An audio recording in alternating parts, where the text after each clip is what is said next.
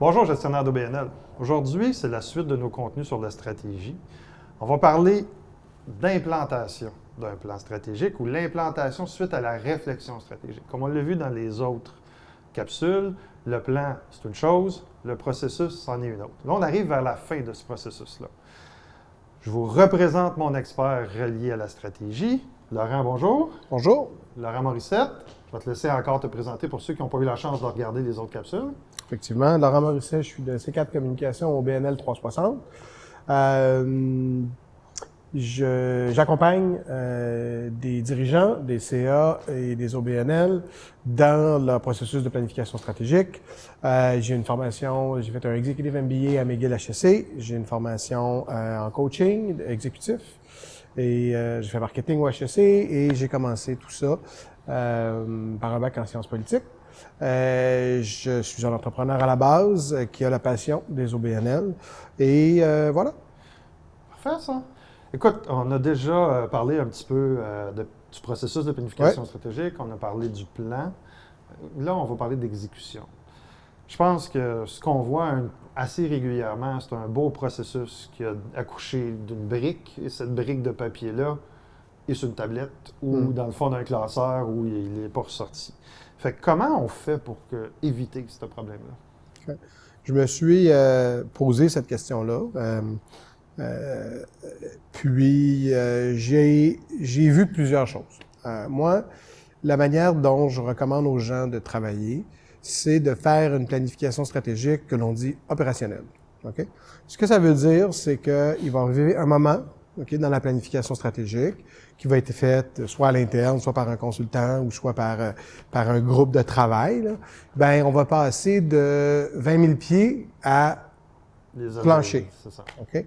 Dans le processus de planification stratégique, comme on a vu dans une capsule précédente, il va y arriver un moment donné où on va avoir cerné nos enjeux. Okay? Ben, on va avoir vu notre contexte, vu notre contexte, là-dedans, on va avoir fait notre SWOT, là, ce qu'on a parlé précédemment, le SWOT, le SOAR, le cycle de vie, puis après ça, on va aller voir nos enjeux. Quels sont nos enjeux, nos principaux défis? On va les identifier. Ces enjeux, ces principaux défis-là, on va essayer de définir une stratégie. Okay? Puis, étonnamment, le nombre de planifications stratégiques que je vois, okay, où il n'y a pas de stratégie, c'est effarant. Okay? C'est vraiment effarant. Tu vas poser la question au conseil d'administration ou au directeur général de dire « OK, mais pour réaliser là, tout ce que vous vous êtes donné, c'est quoi la stratégie? » Puis là, ben, ils savent pas. Fait que tout de suite, les gens sont tombés dans les orientations stratégiques ou les axes de développement. Là. Ça, on a vu dans une capsule précédemment, c'était la même chose. Ça, okay? Puis ils vont donner des objectifs. Des objectifs qui soient mesurables et quantifiables, qui soient clairs. Puis après ça, quand on va prendre ces objectifs-là, il faut changer notre mode de travail. Il faut se mettre en mode tableau de bord puis se dire, OK, on a une orientation stratégique, on a développé différents objectifs pour cette orientation stratégique-là. Comment on les atteint maintenant? Comment on les atteint? Quels moyens on va mettre à la disposition de ça? Qui va être responsable?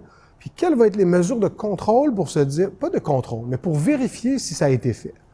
Donc, c'est un changement de mindset, d'état d'esprit pour permettre aux gestionnaires qui vont être amenés à exécuter le plan, faut qu'ils comprennent. Qu'il comprenne son plan, il faut qu'il le comprenne dans le temps. Puis dans une capsule précédente, j'ai parlé d'outils de gestion de projet. Ben là, ça devient extrêmement pertinent. T'sais. D'avoir des calendriers avec la capacité de dire qui va faire quoi et à quel moment, puis quelles sont les attentes liées à certains de ces objectifs-là. L'autre élément pour éviter qu'un plan stratégique se retrouve sur une tablette, il faut prioriser.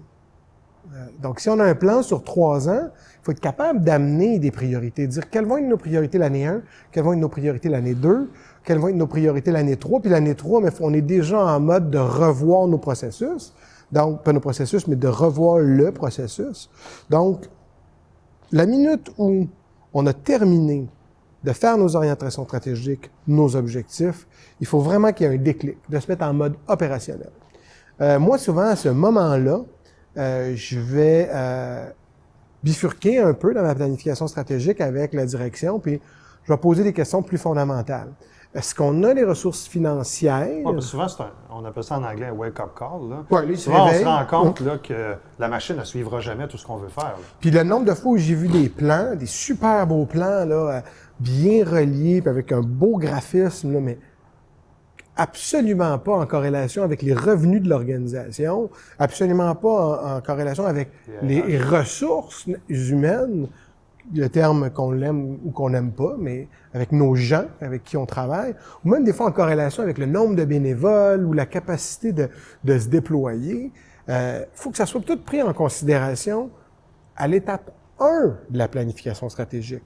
Quand on regarde le contexte de l'organisation, c'est souvent à ce moment-là qu'il faut se dire, OK, mais contextuellement, quand je me projette dans l'avenir, comment je vais opérer ça? Donc, moi, la manière dont je travaille, c'est souvent ce qu'on appelle une planification stratégique et opérationnelle. Et l'opérationnel, ça, c'est un travail de fond. C'est un travail qui se fait avec la direction. Bien entendu, ici, je parle d'organismes qui ont une main-d'œuvre à l'interne, qui ont soit des employés ou des pigistes ou des gens qui travaillent pour eux. Parce que si c'est juste le conseil d'administration qui se met en déploiement, c'est une autre manière de fonctionner. Moi, je vais me mettre en mode... Il faut être encore plus réaliste sur la capacité réelle qu'une équipe de bénévoles peut faire. Puis je pense Parfaitement d'accord. Quand tu es dans une organisation qui n'a aucun employé, ta priorisation doit être excessivement précise. Parce que c'est chirurgical. Chirurgical parce que tes bénévoles sont capables de suivre. Mais dans le contexte de ce qu'on est pour Espace OBNL, où on s'adresse à des gestionnaires, je m'adresse à des gens qui en gèrent. Fait que des fois, ils ont une petite équipe. Moi, je peux avoir des appels de directrices générales, parce qu'à 70% des appels que je reçois, c'est des directrices générales. C'est 75% de notre réseau. Bon, voilà. C'est souvent des femmes qui vont m'appeler puis qui vont me dire, écoute, moi, je suis directrice générale dans nos BNL, faut enclencher un processus de planification stratégique, je veux pas que ça reste sur une tablette. Fait que là, je leur parle de la notion d'opérationnalisation. Moi, il va arriver que dans certains dossiers, même si les ressources humaines internes, sont pas très grandes des fois, je travaille en collaboration avec 2 ou 3 coachs avec qui j'ai fait ma certification en coaching, qui sont des experts en ressources humaines. Des fois, ça vaut la peine d'aller évaluer un peu plus en profondeur où sont rendues nos ressources humaines, au-delà de qui elles sont, quelles sont leurs aptitudes, quelles sont leurs forces. Puis là, il y a tout un volet de revoir un peu notre organigramme. À ce stade-là... Oui, parce que on s'entend que si on décide qu'on veut aller là, il faut que la machine suive. C'est sûr. Puis là, des fois, il faut peut-être réorganiser les ressources, réorganiser les équipements, réorganiser les ressources, former aussi. Changer.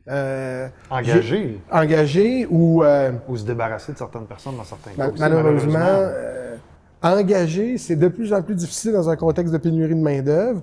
Puis tout le monde l'a dit, le mot, là, mais c'est vrai qu'elle est là.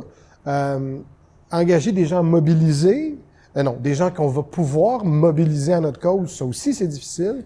Mais ce qui est plus difficile, puis qui prend beaucoup de courage, c'est des fois de mettre fin à des contrats. Effectivement. C'est de dire à des gens, écoute, ça fait 10 ans, 12 ans que tu es là.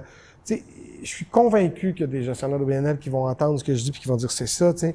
Des fois, il y a une secrétaire, une dame ou un homme qui a commencé à l'accueil, qui était bénévole au début, qui a commencé à faire des listes, puis là, aujourd'hui, elle fait 35 heures semaine, mais c'est plus ce qu'on a de besoin, ce qu'elle fait, elle est moins familière avec les outils. Fait qu'il faut se poser ces questions-là. Puis ces gens-là, il y a toute la notion de juridique qui entoure des ressources humaines. Tu sais, on peut pas faire ce qu'on veut. Fait que donc, moi, le volet opérationnel, souvent, je vais aller chercher peut-être une ressource en RH. Tu parles de la technologie. Souvent, c'est le bon moment pour aller dire, écoute, est-ce que c'est le temps de faire le point sur notre élément technologique?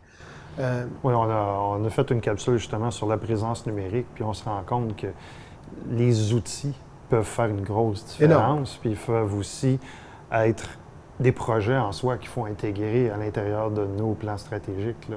Puis c'est pas vrai qu'un plan stratégique au niveau numérique, c'est refondre un site web, là, je pense. Non, ça fait partie du plan de communication qui devrait faire partie des orientations stratégiques de la planification. Puis ça devrait être un objectif, je sais pas moi, faire un plan de communication, puis considérer à la refonte du site web. Fait que ça peut pas aller là. Dans une planification stratégique, dire on refait un site web, ça veut rien dire. Ça s'exprimerait en disant revoir notre rayonnement, revoir notre présence, globale de nos communications. Ou changer les outils opérationnels pour pouvoir interagir avec la clientèle. Tu sais, je te vois avec ta tablette, tu sais, il n'existait pas Zoho il y a 5 ans.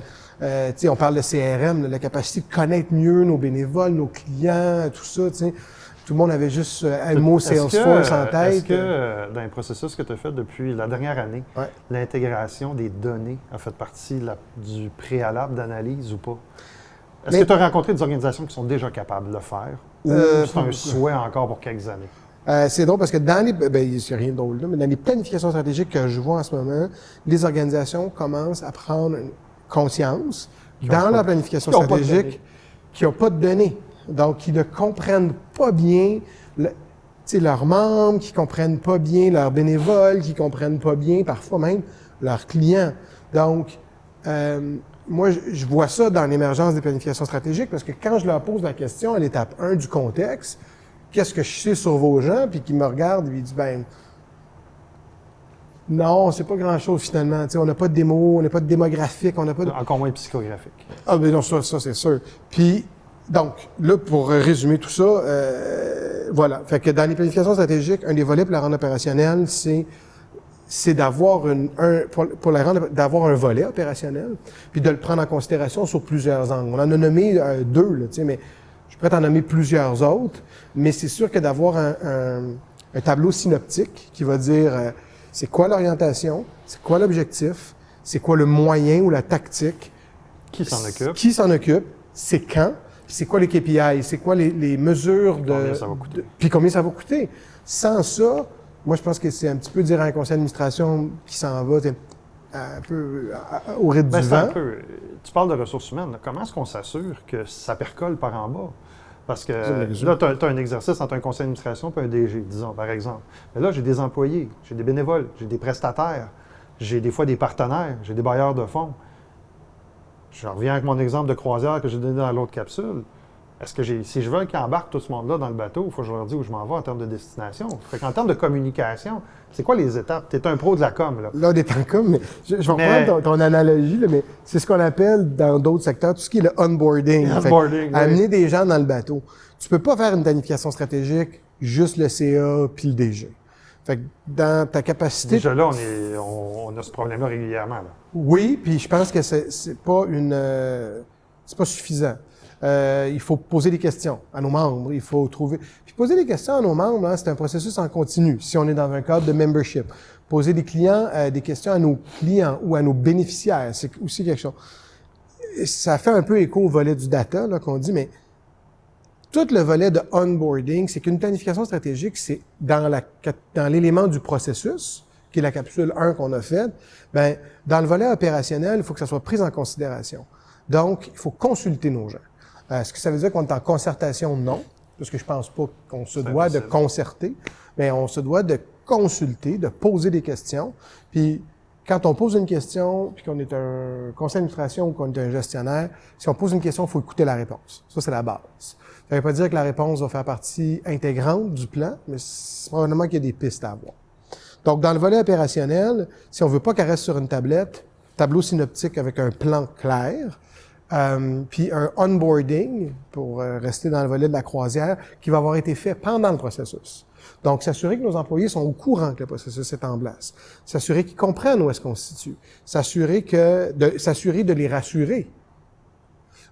Ou pas, si des fois... C'est la même chose tu vas-tu jusque-là avec les bénévoles ou comment tu les gardes? Parce que c'est une ressource importante dans beaucoup d'organisations. Oui, je ferais ça avec les bénévoles. Je me rends compte que le désistement de bénévolat dans certaines organisations est un peu relié avec le manque la perception qu'on ne sait pas trop où l'organisation s'en va, puis on ne s'y reconnaît plus non plus. C'est ça. Pour moi, la planification stratégique, c'est la destinée de l'organisation.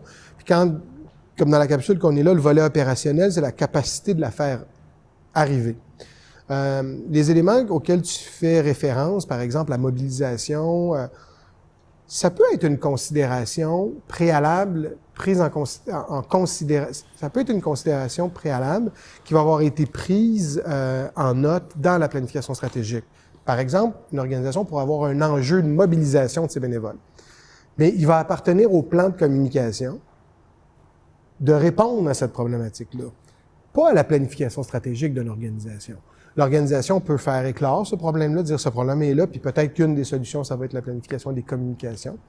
Mais selon moi, ça peut pas être le nerf d'une planification stratégique. Parce que si tu vas répondre aux problématiques de mobilisation par une structure de tes communications qui va favoriser ça. Au BNL, souvent, on manque de temps. Oui. Tout ce que tu me dis là, ça prend du temps. Puis ça prend, oui, un peu de ressources, mais c'est surtout, il faut s'y consacrer, il faut le faire dans le bon ordre, il faut y consacrer du temps. On fait quoi quand on n'en a pas ou quand on n'est pas capable de prendre le temps de le faire? Les gestionnaires d'OBNL sont dans une position ou une posture souvent très inconfortable parce que beaucoup ne peuvent pas rajouter de tâches à un horaire ou à une charge de travail déjà bien complète. Donc, je pense que ce que ça veut dire, c'est entreprendre un processus de planification stratégique et le rendre opérationnel, c'est deux choses. L'entreprendre va nécessiter beaucoup de temps, va prendre du temps. Ça va être extrêmement chronophage au début. Le rendre opérationnel va faire gagner du temps. Donc, pour moi, c'est un petit peu... C'est important. C'est comme l'investissement, la différence entre dépenser ou investir. Exactement. Puis, je pense que l'analogie est la bonne. Donc, il faut être capable, puis au même titre que dans les OBNL, ce qu'il y a de plus difficile à obtenir, c'est du temps et de l'argent. Mais ce problème-là, Je connais des OBNL qui ont de l'argent, oui, mais qui sont super mal équipés parce qu'ils ne consacrent pas le temps. Bien, ça, je pense que c'est une faute de gouvernance. Parce que comme on l'a vu dans une capsule précédente, moi, je pense que ça appartient au conseil d'administration de lever le flag, ou du moins d'écouter sa direction lever le flag. Mais cette problématique-là, si on prend un OBNL qui n'a pas beaucoup de temps et pas beaucoup d'argent, bien, c'est pas obligé d'être un processus qui coûte une fortune. Toutes choses étant égales par ailleurs. Puis au niveau du temps, on en a parlé un peu dans une capsule précédente, du temps qui va être à investir, mais je pense que les gens vont finir par gagner du temps parce que le rendre opérationnel de manière claire va permettre de faciliter la relation avec le CA, de donner des coups des franches aux gestionnaires ou à la direction générale, de permettre aussi de voir et de donner la capacité aux équipes de voir qu'on avance. Donc, on est dans un processus qui est un cheminement qui peut aboutir à des choses. Fait que moi, j'y vois quelque chose là-dedans qui est fondamental à la capacité de faire vivre un OBNL. Donc, la réponse à la question que tu m'as posée, c'est qu'est-ce qu'on fait quand on n'a pas le temps ou qu'on n'a pas l'argent? On prend, ça va être très bizarre, mais on prend notre temps pour arriver à pouvoir économiser les sous pour passer à travers cette démarche-là, ou on ne fait pas affaire à un consultant, on le fait à l'interne, puis on s'équipe bien, puis c'est possible de le faire, là, c'est tout à fait possible. Et de l'autre côté, on s'assure d'avoir un budget conséquent pour déployer cette planification stratégique-là. Le nombre de fois, c'est sûr que je peux pas sortir le gars de communication, de gars qui a fait des plans de com dans sa vie, mais où j'ai des clients qui rentraient dans mon bureau, puis c'était encore plus flagrant au niveau des communications, puis on me disait, moi j'ai besoin d'un plan de com, puis je dis, OK, parfait, vous avez combien à dépenser? Puis la personne, elle me disait, j'ai 20 000 pour mes coms cette année. Puis elle avait eu une soumission d'honoraires d'une agence pour que le plan de com, il coûte 10 000. C'est un non-sens. Il y a une règle du pouce à un moment donné. Tu as 20 000 à dépenser, tu peux pas payer 10 000 en honoraire à un consultant ou à une agence. Tu vas faire une règle du pouce, tu vas dire, non, il faut que j'ai au moins 15 000 peut-être, ou 17 000 à dépenser, puis je m'excuse, mais tu vas avoir un plan de com fait, bien fait, mais sur le coin d'une table, avec des amis ou avec un consultant que tu vas acheter un bloc d'heures, ou avec une agence à qui tu vas acheter un bloc d'heures, puis en avoir fait un bout. Mais c'est le même principe dans une planification stratégique. Si c'est une planification stratégique qui fait 25 pages, puis que tu n'as pas d'argent pour la déployer, bien, c'est peut-être pas le meilleur outil. C'est peut-être pas la meilleure des choses. De savoir où on veut aller, mais qu'on ne se soit pas donné les moyens pour y aller. Il faut aussi que les boards, les conseils d'administration et les gestionnaires se posent la question. Laurent, merci. Toujours intéressant. Merci. J'espère que ça vous a aidé. J'espère que ça vous donne un peu plus d'informations sur l'aspect stratégique au sein de vos organisations. Je vous souhaite une bonne fin de journée. J'espère vous rencontrer lors d'une de nos activités. Merci.